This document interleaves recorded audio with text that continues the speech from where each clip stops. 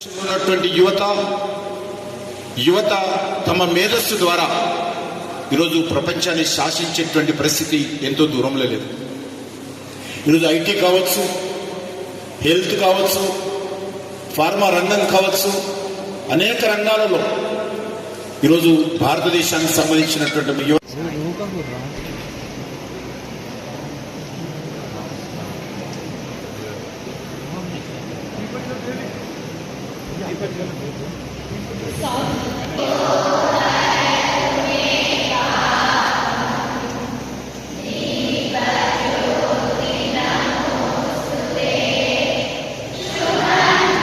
ఉన్నటువంటి యువత తమ మేధస్సు ద్వారా ఈరోజు ప్రపంచాన్ని శాసించేటువంటి పరిస్థితి ఎంతో దూరంలో లేదు.